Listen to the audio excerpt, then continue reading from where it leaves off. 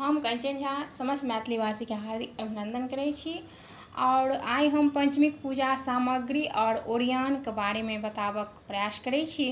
तो सुने जाओ। नव विवाहित कन्या सावन वादी चौथ का यानी कि पंचमी से एक दिन पहले साँझ के समय में जाही जूही अगर तगर नीम दारिम तथा मेहंदी के पात और जते तरह फूल भेट जाए से सब लोढ़ कर राखत। आ जाहि घर में पाबन हेतन ओहि घर के नेपा के रखती। जाहि ठाम पूजा हेतन ओहि ठाम पिठार से चौखूट क के अरिपन देल जेतन। आ अरिपन में पश्चिम से बर कन्या के प्रवेश हेतु थोड़े बाट छोड़ देल जाय छै। आ ई अरिपन जे होइ छै से चकोर अरिपन के घेरा रहै छै। ताहि मध्य में दुनू उत्तर आ दक्षिण कोण पर पुरहर पातिल रखबाक जगह पर दूटा गोल अरिपन रहै छै। जाहि पर लोग बाउल पसारि दै छै जे मतलब पुरहर पातिल गिरे नहीं ओहि के दुआरे। और उत्तर दिशक बालू पर पुरहर जतऽ रहै छै आ दक्षिण दिशक बालू पर पातिल राखल जाइत छै। पातिल में तेल वाला देल दीप जरैत रहै छै हरदम। पुरहर पातिलक पश्चिम में अरिपन दऽ कऽ कलशक स्थान बनाबऽ चाही। एक गोट नव ढौरल ढाबा पर माटिक आ गोबर से 5टा साँप बना कऽ साटल रहैत अछि आ पाँचों साँप के मुँह में दूबि खोसि देल जाइत छै।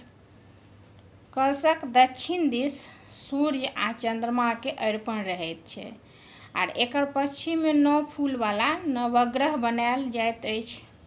नवग्रह कोना बनै छै से तऽ सब आदमी बुझते छियै। कलशक पश्चिम में 2 गोट 3 फूल वाला अरिपन होइत अछि। उत्तर में कुसुमावती के लेल आ दक्षिण में पिंगला के लेल ई दुनू अरिपन के नीचा बीच में फेर 2टा 3 फूल वाला अरिपन देबै। उत्तर में चनाई हेतु दक्षिण में लिली हेतु। चनाईक अरिपन सँ उत्तर दिस मेनाक पात सन अरिपन बरसीक 101 भाइक लेल देल जाइत छै। दक्षिण में अहिना लिलीक 101 बहिन हेतु 101 नागिन वाला मेनाक पात सन अरिपन रहैत छै। ई दुनू अरिपन के बीच में ठीक कलशक सामने सबसँ पश्चिम में 5 फूल वाला गौरी लेल अरिपन रहैत छनि। एहि फूलक बीच में 3 फूल पर गौरीक दुनू पैरक चित्र अथवा गौरी यंत्र लिखल रहै छै। ई अरिपन सँ सटल दक्षिण 3 फूल वाला 60 के अरिपन रहैत अछि। आब गौरी बनेबाक लेल की सब चाही तऽ गौरी बनेबाक लेल हरदि कुसुमक फूल सिंदूर दूबि पान आ मेथी के पवित्र सिलौट पर पीस कऽ शिवलिंगक आकार के प्रतिमा बना कऽ एकटा नव ढौरल सरबा में ठाढ़ कऽ कऽ राखल जाइत अछि। जाही जूही 5टा पूरा राखैत। 4टा मेनाक पात पैघ पैघ रहबाक चाही। जाहि में से एकटा मेनाक पात पर श्रीखंड चानन सँ 100 आ पिठार सँ एकटा साँपक चित्र लिखैत अछि। दोसर पर 100 पिठार सँ आ एकटा चानन सँ लिखल रहैत अछि। ई दुनू पात भिनसर पूजा काल उत्तर भाग में मेनाक पात वाला अरिपन पर राखल जाइत अछि। आब तेसर मेनाक पात पर सिंदूर सँ 100 आ काजर सँ एकटा नागिन के चित्र लिखायब। चारिम मेनाक पात पर काजर सँ 100 और सिंदूर से एकटा नागिन के चित्र बनायल जायत। इहो दुनू पात भिनसर में दक्षिण भागक मेनाक पात पर मेनाक पातक आकार वाला अरिपन पर राखल जायत। जाहि में अधिक सिंदूर से लिखल वाला ऊपर आ अधिक काजर सँ लिखल वाला नीचा राखल जायत।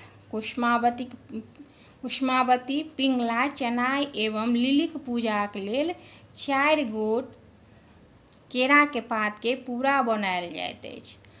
आब एहिमे नैवेद्य के तऽ कोनो अंते नहीं छै लेकिन एहिमे कम से कम किछु चीज जे छै से आवश्यक होइ छै जेना चूड़ा अरबा चाउर चुरलाई चीनी लावा दूध आम कटहल केरा भीजल औंकरी मिठाई आर जतेक तरहक फल और भेट सकै सेहो सब दऽ सकै छियै। एहि सबके अपन व्यवस्था एक दिन पहिले कऽ लेब।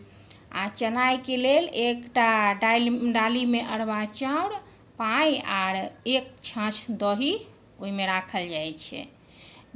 आ बिन्नीके मोटरीके सेहो एगो होइ छै, तऽ बिन्नीके मोटरीमे की सब रहतै तऽ से सुनू। ओहिमे बिन्नीके मोटरीके लेल धान, दूबि, हरदि, सुपारी, बड़की अराँची, छोटकी अराँची, जाफर, लौंग, बड़की हरीर, छोटकी हरीर, बहेरा आ पाइ, ई सबटा 15-15 टाके रहै छै। एहि सबके एकटा लाल केचुआमे बान्हि कऽ पोटली बना कऽ राखि लेल जाइ छै।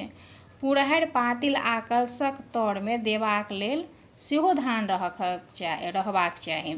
गाय दूध, कुसुमके फूल, पान, सुपारी, शाँख, सहेली, गौरी लेल लाल पियर फूलक माला, नीमक पत्ता, नेबो, आमतौला, दारिम, पखुआ, नेंगरा कूश, धानिक पात इत्यादि पूजामे रहनाइ आवश्यक अछि।